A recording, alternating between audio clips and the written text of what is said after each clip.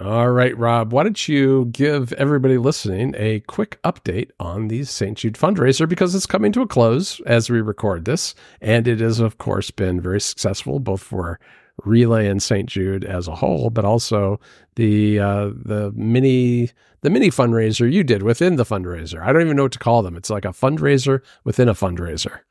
Yeah, I've heard them called sub-campaigns or what's the other one? I can't remember. There's another name for them, but yeah, our campaign goes into the main campaign, but it means we can offer our own things and raise our own money. So, so we've basically shut off all our incentives now. The campaign's still open for a couple of days just to catch up with employee matching and things like that.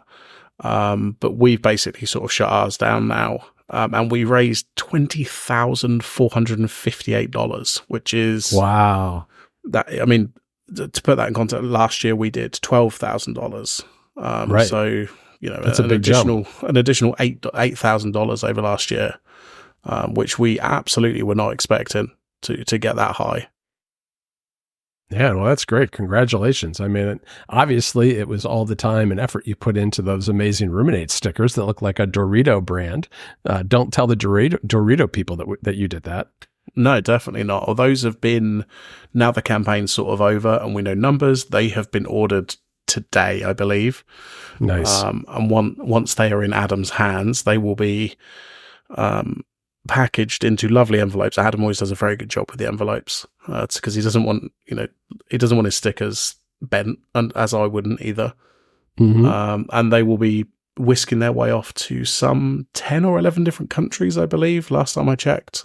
Oh, wow. So yeah, all of that's happening. We've still got the raffle, which was a new thing we introduced a week ago. We've got to do that yet, to win some codes and stuff like that. I'm not sure how we're going to pick the winners for that. We need to take the spreadsheet and do things with it. But yeah, I mean, really, really successful year. And I mean, Relay hit $1 million in a year, in a month, which is just That's crazy. Amazing. That is an unbelievable. That's an unbelievable number to hit.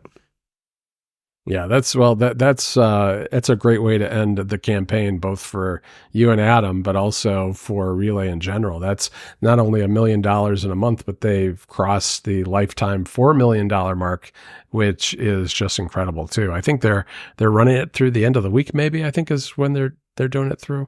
Yeah, I think it will still be running maybe till the 4th, so I think till Friday. As I said, that's a lot of that is just to catch up with matching donations and stuff like that, because that makes up a significant portion of donations is company matching, and if we can take money off companies, let's do it. Oh yeah, for sure. They can afford it. Of course they can. Of course they can. No, that's good. Those matching programs are really nice. It's always nice to be able to leverage your money from, whatever you can afford to something more than that. So that's fantastic. We have snack news, Rob. We have a lot of snack news. I see that you have some very big snack news. Oh yeah, my dad was all over it. So obviously, last episode we discussed my adventure to try and find some, and I wasn't able to find any. And then I got a text from my dad, and it just said, "Did you find the Oreo Coke yet?" And I said, "No. I've been to some more shops. I still haven't found it." And he said, "I've got 3. One for you, one for Jess, one for me." Oh, wow. No, I haven't seen him yet. I'm seeing him at the weekend. Okay. So that will be, me and him, we can sit down, we can try our Oreo Coke. Based on your review, I actually did find it in the shop like a few days later. But based on your review, I thought, I don't think this is a thing I'm going to want 2 of. So I didn't buy it. All right. Well, I actually finished mine since we last recorded. I drank all of them, I think, I gave one of my sons had one of them, but I had 5 of them. They're all mini cans. I liked them a lot. I liked them enough that I continued to drink them. It was one of those things where I had to really think about what I was going to have it with, because Oreo flavored soda doesn't really pair well with all foods, but I did eventually have have all of the Oreo Coke, mostly by themselves without anything else. And yeah, it was good. But I was just at that pharmacy earlier today, looked, and they don't have Oreo Coke anymore. So I guess we just got really lucky and walked in there on the day that stuff got delivered. Yeah, I mean the shop where I did find it, I've been in there since then, and they didn't have any either. So I think this is it's a pretty limited run, but it's nice that I know there's a can there waiting for me that I can have this weekend, and then I can report back. That'll be our final bit of Oreo Coke follow up on the next episode, I think. I am interested to hear what Jess thinks too, because I could not get Jennifer to try it. Oh, I think Jess will try it because, she likes Coke, she likes Oreos, sure, as do I. So, try it at least, and we can report back. Excellent. I'm looking forward to it. You also found a very strange mayonnaise, didn't you? I did, yeah. This is a product that has come across my desk, as it were, from the many people out in the world that are, as soon as they find something unusual, they send it to me or the Ruminate account. This is mayonnaise. We all know mayonnaise. Sure. But it's Monster Munch pickled onion flavor. And if I recall correctly, like pickled onion is not really a common flavor for crisps in the US, if I remember our previous conversations. No, it is not. Although I do like a good pickled onion on like a sandwich or something like that. Yeah, so the Monster Munch pickled onion, which are crisps usually, and I'm sure we've discussed Monster Munch before. I think we have, yeah. But the pickled onion is very distinct. Like there are other pickled onion crisps in the UK, but the Monster Munch one is a very unique flavor. I'm not a massive fan of mayo, or at least I don't think I would get through a whole tub of mayo. Oh, I love good mayo. I definitely don't. There's a lot, I can, the Coke and the Oreo, and, we've done some weird popcorns in the past. Like, I can get my head around those. This, I cannot get my head around at all. Like, I do not think these two flavors should be going together. Mayo on French fries, Rob. Come on. It's good. It's good stuff. I don't disagree. But I feel like if I buy, this is a full size bottle of mayo. Oh, yeah. Like, I will never get through this. Yeah. Maybe one of the Ruminate listeners out there will find this and try it, and they can report back. But this is not one for me. I'm curious because in the first image of the website that you sent me, the mayo looks like it's green, and I can't tell if it's the bottle that's green or the mayo that's green, because I wouldn't think pickled onions would make the mayo green. I would think that if anything, it would make it kind of brown. And when you click onto the other images, the mayo does not look green. So I'm not sure what's going on. I can't work out what's going on here either. It might just be sort of, it's called Photoshop. Yeah, they seem to be sort of lighting it in this sort of, it's Halloween sort of branding. So that might be why they've made it look a bit greener. But my assumption is that it's not green. I assume it's the usual mayo color. Yeah, I don't think mayonnaise should be green. Just for the record, I think that's a bad idea. Bad idea. But I think pickled onion could be okay in mayo. I would try it. I would definitely try it. Yes. While we were talking about listeners out there, I just wanted to shout out Paul, who seems to be on a mission to find every possible snack that's available in the UK. Like Paul is sending me there's pictures of loads of Takis, and he's tried these Cool Ranch ones that they've got, and he said they're really good. I haven't managed to locate those yet. I don't think I've seen that flavor. He had some goat's milk liqueur, I believe, which he's really putting in the effort for the team, trying all this weird stuff. I don't know about that. Goat's milk liqueur. I don't know.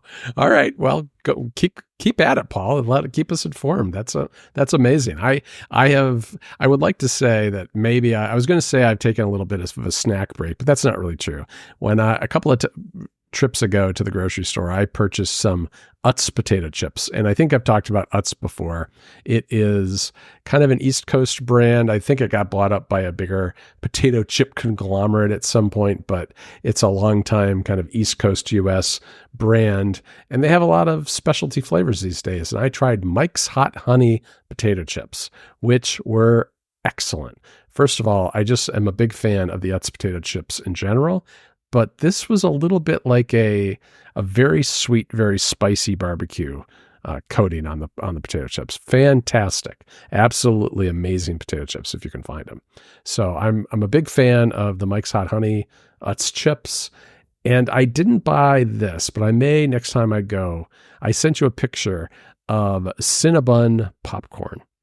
So this is essentially like caramel corn that is flavored like cinnamon rolls, and that seemed like a bridge too far for me when I had already had the other stuff in my cart. So I skipped the Boom Chicka Pop Cinnabon drizzled kettle corn, and I also skipped something called the Happy Dad hard seltzer, which I liked mainly because it was called Happy Dad and it had a very kind of 50s logo. And they had a bunch of different flavors, but I sent you a picture of the fruit punch flavored hard seltzer. I'm not really a big fan of hard seltzer anyway. No, yeah, you've been on it. You've been sending me a lot of different stuff. I'm trying to find the there we go. Fruit punch apparently is Texas only, according to the website. That's a lie. Yeah, someone smuggled it into North Carolina, I guess. I don't know. It was right there next to the beer and wine in our local grocery store. So yeah, well, it's funny actually you mentioned the hot honey chips, because I think I messaged you after you said this, but I had also picked up some habanero hot honey crisps from Asda. Nice. They're not they're just an Asda supermarket brand.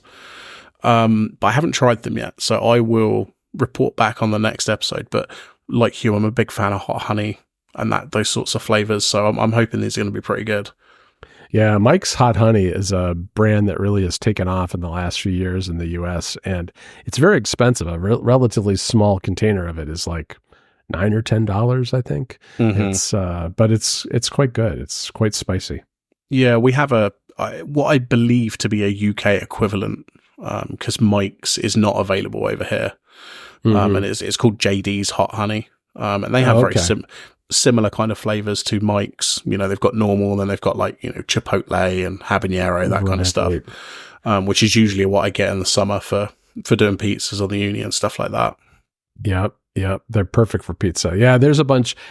Mike's has done so well in the U.S. that there are a lot of other brands doing similar things now too. Because we have some hot honey in the house now, but it's not Mike's Hot Honey. I don't know what kind it is, but something we got here locally. So that is the snack corner right there. That's all of it, I think. Yeah, I think that's probably enough. I imagine we're probably full after all of those snacks. Oh yeah, definitely. I think after this, I'm gonna go grab some more of the chips and give them another try, because I think I've got a few. I think I have a few left. I don't think I ate the whole bag. So, but yeah, that's what's going on in snacks. The other thing that was big that happened here was that horrible hurricane that tore through Florida, up through Georgia, into North Carolina, and then on into Virginia. And that was a scary moment here for a lot of people. Obviously, it's a horrible event. I mean, a lot of people have lost their lives, and some towns have been completely wiped off the face of the earth, which is super sad. And it's like one of those things with social media, where when this was going on last weekend, I was on Threads and I tapped through on a couple of posts about what was going on, because there was very little information originally coming out of Western North Carolina, because all the communications got cut off, and that has taught the algorithm that all I want to see are horrifying videos of people's houses and businesses destroyed, which I kind of wish that it would just be it's enough. I've seen enough of these. I understand what's going on. I can read, people have a better sense what's going on in the news media now. I don't need to see endless TikToks and other videos, but yeah, it's rough. I mean, that area is about 3.5 hours from where I live. And I mean, it's nowhere near where we were. And so we were perfectly fine. I do have 2 nephews and a niece who live up in that area, and they were fine too. One of them goes to school at Western Carolina University, which I'm not entirely sure where it is. It's kind of near Asheville, but not super close to Asheville, which really got hit hard. But his sister, who lives in Gatlinburg, which is a Tennessee town just over the border, was visiting him, and she had no way to get back to her apartment in Tennessee because literally highways were just gone. Like, there are 2 big sections of the main highway that goes through the North Carolina mountains that just fell off the side of the mountain. And it's going to take them forever to rebuild these highways that town of 90,000 people in Asheville, completely cut off from the outside world. Like 130 cell towers were down. My niece is a backpacker, and she has one of these satellite text messaging devices that Garmin makes. She was able to contact her parents, but only via satellite. That's how she did it, with like short text messages just to let them know that she was okay.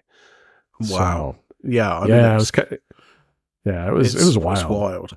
Yeah, it really is. I mean, it's, I saw a few videos sort of coming out of pretty much sort of where you are, even just with the rain and stuff like that. And like, you think if that's where you were, and then only a few hours away, it's like, the main part of it, it's just horrifying. Yeah, some places got over 20 inches of rain. It's over 2 feet of rain, or close to 2 feet of rain. And so it was mudslides, it was flooding, it was all that stuff, wind. Around here, I saw a lot of branches down. And when I was in the city over the weekend in Charlotte, there were a lot of big trees down in the city. And a lot of people lost their power. My brother, who lives on kind of like the opposite side of Charlotte from me, he had lost his power for like 2 or 3 days. But we were fine. We live right near a lake, which actually all the water from the mountains is making its way past my house right now, because the way it is in North Carolina is that all those rivers up in the mountains eventually drain into the Atlantic, and they come right by Charlotte. And the power company here has made a series of dams in those rivers over the years, created man-made lakes, and it regulates the levels of all those lakes and rivers with the dams. And so they had to open up a lot of floodgates, though, to avoid dams getting overwhelmed. And that caused some flooding in the Charlotte area downriver from where we are. Fortunately, we live up on a big hill. And so we're far, even though we're kind of close to the lake, we're far above like lake level. But I walked down by the lake the other day, and there were like all the trees along the shoreline were in the water, which I've never seen. Not that we've lived here a really long time, but never seen that before. And some of those little towns that you see these videos of, like, those are places like in the summertime when it's really hot here, we'll go for a day trip because it's only about 3.5 hours away. We would go for a day trip, and we would, bop around the shops and get a bite to eat at a restaurant along one of these nice rivers or whatever in these little towns up in the mountains, because it was cooler in the summer. And some of them like don't even exist anymore. And Asheville, which is like a really vibrant artistic community with a lot of nice restaurants and all kinds of things to do and shops and 90,000 people. A lot of its downtown was destroyed too. It was pretty scary stuff. And I hope that hopefully everything, they get it back up and running and it bounces back relatively quickly. We're still at like the point here where they're having trouble getting food and water to people. Because like the water systems are down, the cell service is down, the internet is down, electricity, everything. And so they are like dropping food and water from helicopters into the mountains to people and looking to see if people are trapped in houses and stuff. So it's good. It was crazy. I had never seen it rain so hard. It rained here for about 36 hours straight. Yeah. Incredibly hard. And it was very, very windy. But yeah, I mean, nothing like it was up in the mountains. No, there was one thing that came across. I think it was on Mastodon, and somebody was powering, everything they needed in their house from their electric car, because it has such a huge battery in these things that, fine, if you're powering a car, it doesn't last that long. But just to run, heaters and microwaves or whatever it is. I'm pretty sure that the post said, it was like 3 days or something that this person had been, running the stuff off their car, and they still had like 70% battery, which is just, I'm not sure that's even something I would think of as a thing to even do. Yeah, that's becoming more prevalent here, where like there's these systems where essentially when you charge your car in your home, they will hook into the grid of your home and allow you, if the power goes out, to use it as like a battery backup for your house, which is a pretty neat idea. I mean, that's a really there's more of these integrated systems where the car is a battery, but you can also get batteries to back up your house too, really. Giant wall-sized batteries. I know Tesla makes them, but other companies do now too. Tesla was very early to that. It's like truly portable. So it's a real sort of portable power bank on wheels. They're really heavy, and you can even get ones that aren't even on wheels, that are just like bolted to the wall of your garage or something like that. Because if you get solar panels on the top of your house and you get a big enough battery, if you have the space for a big enough battery, like in a garage or something, you can get yourself pretty much off the grid these days, where especially in a sunny climate like North Carolina, if you have a room for enough solar panels and you juice up those batteries for the times when it's cloudy or for at night, then between the energy created by the solar panels and the backup of having the battery, if you don't live in a huge place, you can kind of just become completely energy independent. I've thought about doing that. It's very, very, very expensive thing to do, though. I mean, we're talking like tens of thousands of dollars to do that. And so not really in my budget at the moment, but maybe someday. Yeah. And, the prices of these things will come down as well, just like it has with solar panels. 20 years ago, they were very expensive, and now they're reasonably affordable for, if you're a homeowner. I feel like the cost of solar panels is fairly negligible compared to what you've probably paid for your house. Right. And it's one of those things too that, especially in a hot climate with climate change and everything, I do worry a little bit about, like, if our power went out for an extended period of time, there's just no way we could live here. If it was like 90, 100 degrees outside, we'd have to go find a hotel or something. And so having some kind of battery backup that could run something like an air conditioner would be a big plus. Yeah, definitely. I don't think we have anything else this week. It's, obviously the hurricane was this huge thing that happened this week, but I don't think there's anything else. No, I don't think so. Yeah, I was just working right through it over here in my little home office, hoping that the power stayed on, and it did. So that part was okay. But boy, I'm done with Threads for a while. I'm sorry if no one sees me over there for a while. I'm waiting for the sad news to kind of filter its way out, because I certainly been thinking of all the people in the mountains, but I can only take so much of being shown pictures of the devastation over and over again. Yeah, I feel like it's this sort of combination of, the algorithm is pretty good at what, if you like a few things or view a few things, but it's like this huge treasure trove of the sum of what's happening with every human on the planet right now. It's too much. It's like, yes, on Friday and Saturday, I wanted to know what was going on in Western North Carolina because there was very little news, but I just don't want to be inundated with it for a week on end. I mean, it's, there needs to be it needs to trickle off, or you need to be able to turn off that part of the fire hose at some point. You know what I mean? Yeah, absolutely. But, cool. All right then. All right. Well, I will talk to you in a couple of weeks then. Yeah, I'll speak to you soon.